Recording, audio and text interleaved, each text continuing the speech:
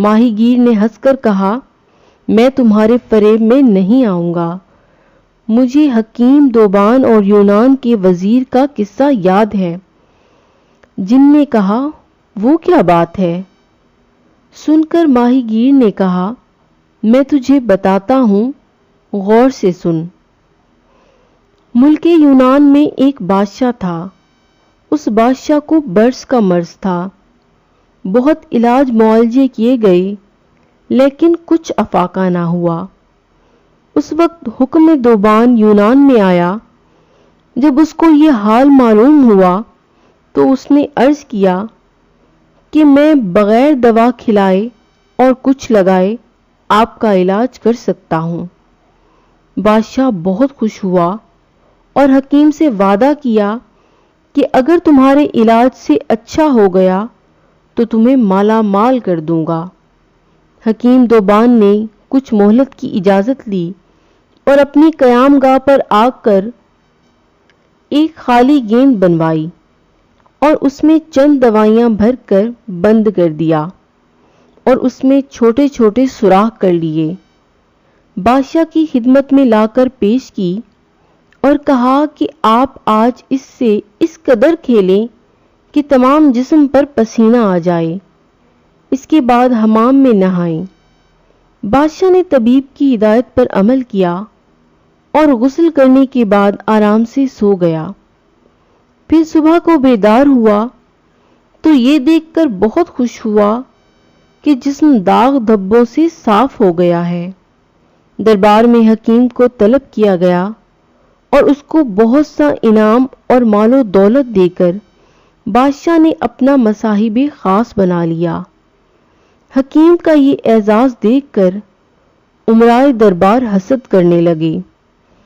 ایک روز موقع پا کر ایک وزیر نے بادشاہ سے اس حکیم کی بڑی شکایت کی کہ یہ حکیم اچھی نیت نہیں رکھتا اور آپ کی جان کے لیے خطرہ ہے۔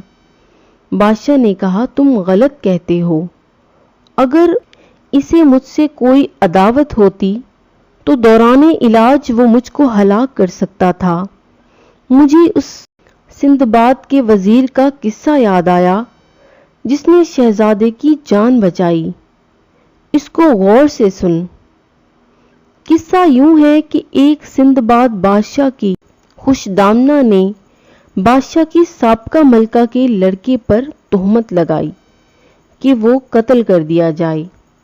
جب بادشاہ نے اپنی خوش دامنہ کے کہنے سے شہزادے کے قتل کا حکم دیا تو وزیر نے عرض کیا کہ آپ تأمل فرمائیے اور پوری تحقیقات کریں کہ آپ کو بعد میں اس طرح پشیمان نہ ہونا پڑے جیسے ایک شخص کو اپنا طوطا مار کر پریشانی ہوئی تھی۔ اور وہ واقعہ یوں ہے۔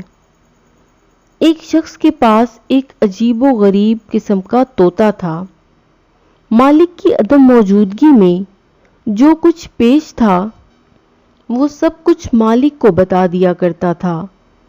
اس کی بیوی نوجوان اور بہت حسین تھی لیکن پارسا نہ تھی۔ ایک بار وہ شخص سفر پر گیا تو اس کی بیوی نے اپنے دوستوں سے ملنا جلنا شروع کر دیا۔ جب مالک واپس آیا تو طوطے نے اس پر سب کچھ ظاہر کر دیا۔ عورت نے یہ سمجھا کہ میری ہمراز باندیوں نے شکایت کی ہے۔ وہ ان پر ناراض ہوئی لیکن وہ سب قسمیں کھانے لگیں کہ ملکہ ہمارا کوئی قصور نہیں، یہ سب طوطے کی شرارت ہے، اس نے سب حال بیان کیا ہے۔ ملکہ نے کہا، اس کا انتظام کرتی ہوں۔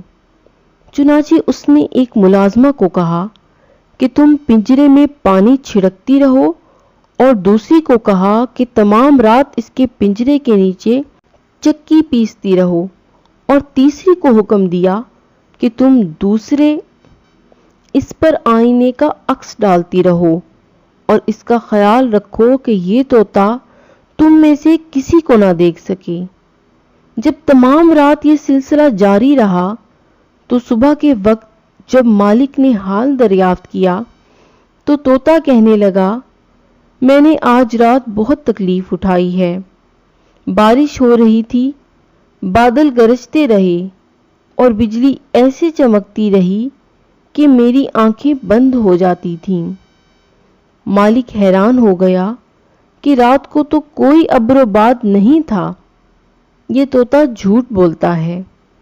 بیوی نے بھی شکایت کی کہ یہ شریر میرے متعلق بھی اس طرح کی غلط بیانی کرتا رہا ہے۔ چنانچہ اس شخص نے غصے میں آ کر طوطے کو مار ڈالا۔ چند روز بعد اس کو اصل قصہ معلوم ہوا تو بہت پشیمان ہوا۔ یہ حکایت بیان کر کے بادشاہ نے کہا کہ تو بھی مجھے اسی طرح غلط راہ پر ڈال رہا ہے؟ تو وزیر نے عرض کیا، میں آپ کا خیر خواہ دوست ہوں، مگر آپ نے اس حکیم پر اعتماد کیا، آپ کے لیے بھی اس طرح کا خطرہ ہے۔ جیسے ایک وزیر نے بادشاہ زادے کو بچا کر اپنی جان دے دی۔ بادشاہ نے کہا، اچھا وہ قصہ سناؤ کہ کیا ہوا؟ وزیر نے عرض کیا کہ ایک شہزادہ تھا، اس کو شکار کا بہت شوق تھا۔ ایک روز شہزادہ شکار کو جانے لگا تو بادشاہ نے وزیر کو ساتھ بھیجا اور تاکید کی کہ شہزادے کو تنہا نہ چھوڑے اور اچھی طرح حفاظت کرے۔ شکار میں ایک ہرن ملا، شہزادے نے اس کا تعاقب کیا لیکن وزیر پیچھے رہ گیا۔ ہرن چوکڑیاں بھرتا ہوا دور نکل گیا۔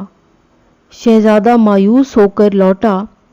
راستے میں اس کو ایک خوبصورت عورت نظر آئی جو بیٹھی رو رہی تھی۔ شہزادہ اس کے پاس گیا اور اس سے حال دریافت کیا۔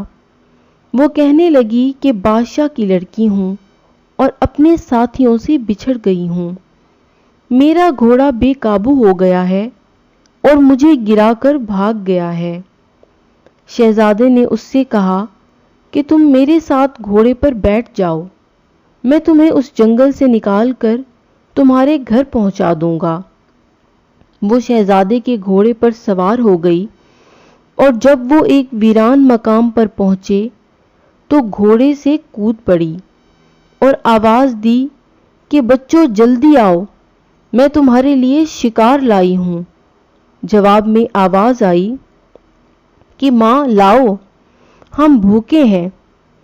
شہزادہ سمجھ گیا کہ میں شیطانی روح کے جال میں پھنس گیا ہوں، تو اس نے بڑی ہوشیاری کے ساتھ اپنے گھوڑے کا رخ پھیرا اور اللہ سے دعا کرتا ہوا بھاگا۔ ہر چند عورت آواز دیتی رہی کہ صاحب تم کو کیا وہم ہے اور مجھے یہاں کیوں چھوڑے جا رہے ہو؟ لیکن شہزادے نے پلٹ کر نہیں دیکھا۔ آخر کچھ دیر بعد شہزادہ گھر پر پہنچ گیا اور اللہ تعالیٰ کا شکر بجا لایا۔ جب وہ گھر واپس آیا تو اس نے یہ حادثہ باپ سے بیان کیا۔ بادشاہ وزیر کی غفلت پر سخت برہم ہوا اور وزیر کو قتل کر دیا۔ وزیر نے یہ حکایت بیان کر کے عرض کیا کہ شہنشاہ کو ایک نئے آدمی پر اعتبار نہیں کرنا چاہیے، اور ممکن ہے کہ جس طرح اس حکیم نے ایک گیند بنا کر آپ کا مرض رفع کر دیا، کسی دن کوئی پھول سنگا کر آپ کی جان خطرے میں ڈال دے۔ بادشاہ وزیر کے اس فکرے میں آ گیا اور فیصلہ کیا کہ اس حکیم کو قتل کر دینا چاہیے۔ چنانچہ اس نے دربار میں اس حکیم کو طلب کیا اور کہنے لگا کہ مجھے معلوم ہے کہ تم کسی دوسرے کے جاسوس ہو اور میری جان لینے آئے ہو، اس لیے میں تمہیں قتل کرا دینا چاہتا ہوں۔ حکیم نے دست بستہ عرض کیا، بادشاہ سلامت کو اختیار ہے، لیکن میرا کوئی قصور نہیں ہے۔ اگر خدا نخواستہ مجھے حضور سے کوئی دشمنی ہوتی تو جب میں حضور کا علاج کر رہا تھا اسی وقت نقصان پہنچا دیتا۔ اہل دربار نے بھی سفارش کی کہ آج تک ہم نے حکیم صاحب کی کوئی حرکت غلط نہیں دیکھی، لیکن وزیر نے ایسی آگ نہیں لگائی تھی جو آسانی سے بجھ جاتی۔ بادشاہ نہ مانا